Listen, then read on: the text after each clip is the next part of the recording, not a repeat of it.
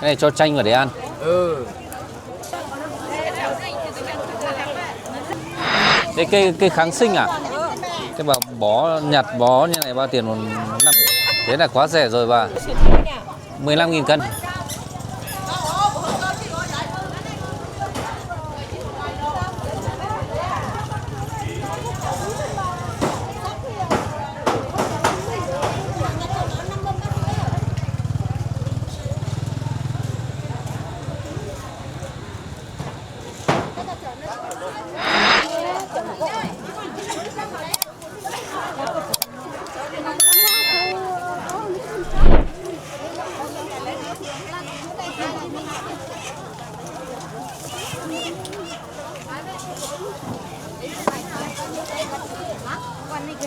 Bà có chè này.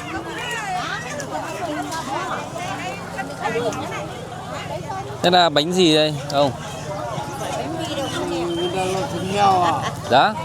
Thịt heo à? Cây nó cao như thế này là Đây mà cơ. cái lá nó thành chùm như thế này. Cái này là bánh à cơ? 15.000 một cân. À. Cái này làm thành bột mới quấy ra. Vâng. Này làm thành bột mới quấy ra được. Làm khó đấy, không dễ đâu. Vâng. Giống như ở bánh đúc ấy. Vâng. Bây giờ mang đi đun lại là cứ thế mà ăn cũng được mà. Vâng.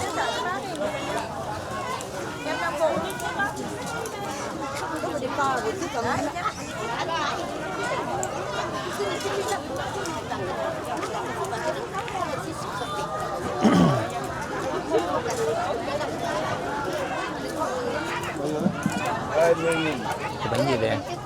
Hả? Bánh gì đây? Cái này không biết nói được. Cái đó gọi là mon à? Mon á? Mon à? Nó ở rừng quả to bằng này thì mình cũng làm ấy. À. Kỳ miều á? Cái này làm khó đấy. Vâng. Bán nào cô? Đủ thôi.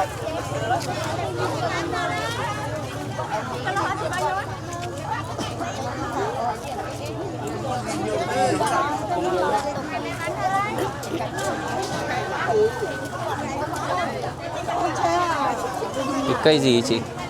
Dạ. Có gì đấy? Cây kháng sinh. Dạ? Cây kháng sinh. Cây kháng sinh á? Dùng để làm gì? Để đun nước uống. À. Tốt thôi đúng không? Thơm lắm. Bệnh gì cơ? Cây kháng sinh à? Cây kháng sinh này. Cái này dùng để nước uống à cơ? Nước uống thì có bệnh gan, bệnh trong bụng cái gì cũng chữa được đấy. À, cứ uống nước là được. Bao tiền bó này cơ? À. Cây kháng sinh. 10.000 một bó. Cái này hỗ trợ gan à? Thải độc gan không? À. Nấu nước uống.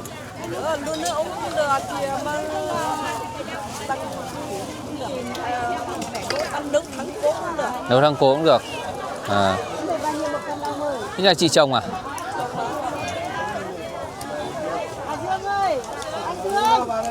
Cái này uống tươi tốt hơn khô nhỉ? Thơm hơn à?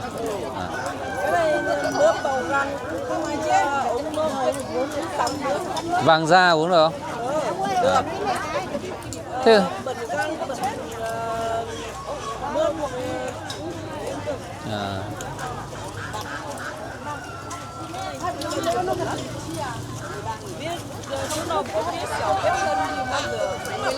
à, vâng.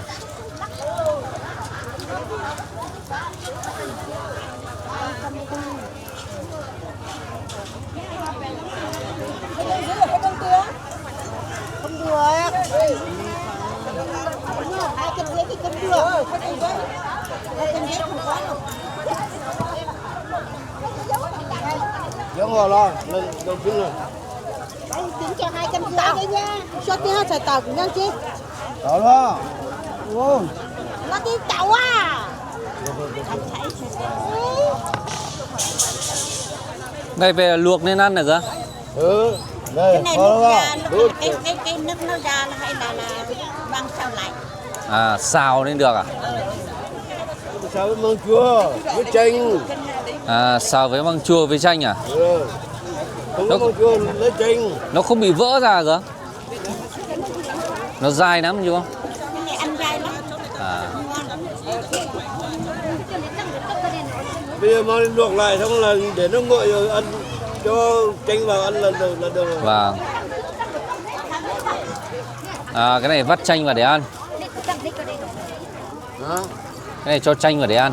Ừ. Luộc lại xong để nó nguội rồi vắt chanh vào cho ớt vào. À, Ăn là ngon, tuyệt vời, như bánh đúc luôn. vâng. Ăn như bánh đúc luôn. Vâng.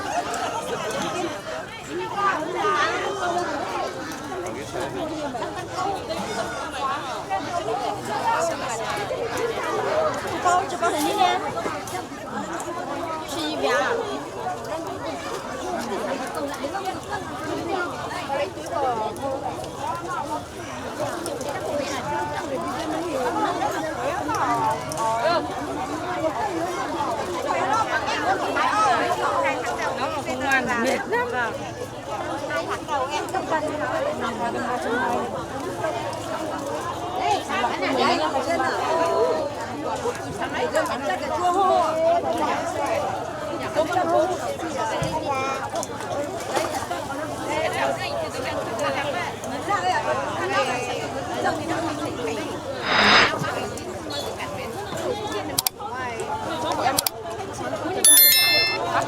Đây là của em à? Số của em nó chưa được.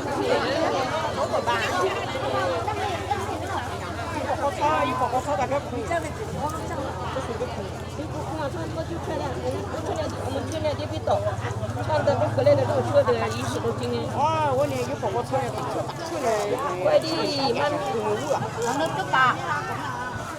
Quay phải mua hộ chứ. Mua hộ tí chứ. Rau thơm nhìn ngon thế bà nhỉ? Ừ, rau mùi ngon ngon đấy. Vâng. Rau mùi tao à. Vâng. Không phải là rau mùi tàu. Cái bà bó nhặt bó như này bao tiền? 5.000 à? 5.000. À. Thế tiện nhỉ, bán cho dễ. Đi xuống nó đâu mà. Có 5.000 một bó này. À, mua hộ tí đây. Cả tí đây. Bây giờ phải mua hộ mới đi ra thay. Vâng, tí nữa cháu chưa về. 100块钱，今年是。我往里捞啊，我给你弄，我100块呀。Như vậy ba. Thế là cây kháng sinh à? Vâng, cây kháng sinh. Cây nhiều công dụng lắm đúng không bà? Cái này thì thuốc nhiều lắm. Vâng. Bệnh nhiều. À. Lần Đầu tiên cháu nhìn thấy. Bác sĩ có dùng cái này không, kháng sinh của mình tốt hơn. Bác sĩ có dùng kháng sinh của mình ấy. Cái này tốt hơn. Ừ, cái này tốt hơn mà. 10.000 bó à cơ? À, 10.000 một bó. Tốt thế mà rẻ nhỉ? Ừ, rẻ đâu. Bà còn bỏ đắt. Thế là quá rẻ rồi bà. Ừ, thoải mái mà nhỉ? Thoải Thôi, mái. giá hợp lý. Đúng rồi. Thoải mái đun nước uống. Vâng. Ở đây bà có cả quýt à? Ừ. Quýt mường khương. Quýt mường khương. Bây giờ đang bắt đầu mùa quýt à bà? Quýt tháng 7. À, quýt tháng 7 à? Ừ, cái quýt xem là tháng 10. Cái này có ngọt không bà? Đây là quýt mường khương, quýt tháng 7 nhá. 15.000 cân à bà hay bao nhiêu? Vâng, 15 cân. 15.000 cân. Quýt mường khương. Mua hộ tí. Quýt tháng 7. Mua hộ 2 cân đi. À, cháu chưa về. Tí về mới mua. Tí cháu về cháu mới mua.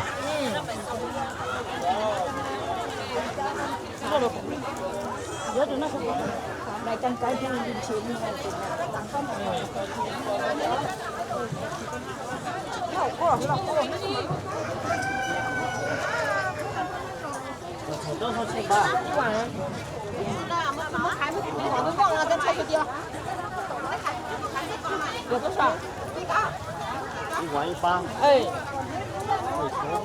贵，你那好巧，要买上完钱啊，这里有肉量啊，我买钱了，我买钱了。天啊，菜好吃。哦，我花不刷。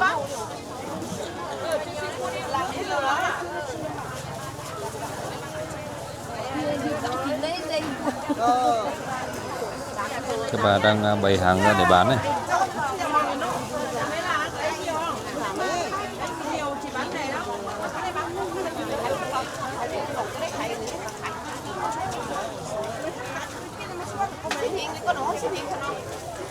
Bao tiền mớ rau bà?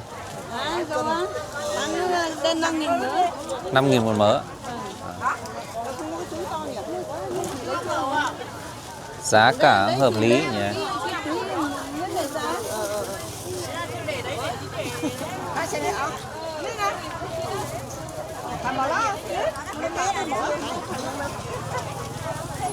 Và có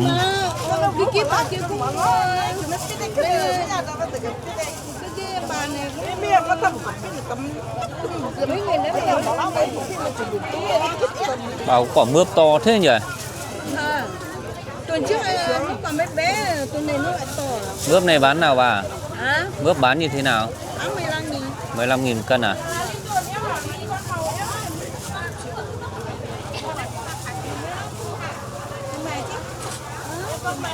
Mày như đấy chứ.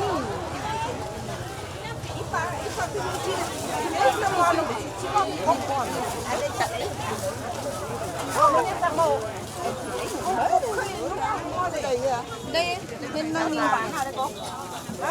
Mớ rau này có 5.000 đấy bà? Lên 5.000. Vâng. Giá hợp lý thôi.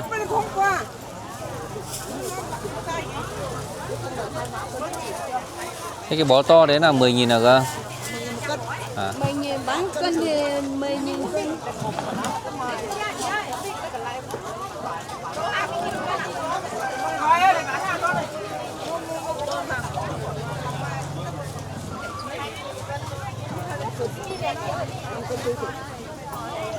Giá xong rồi lấy cái túi này. Bỏ qua.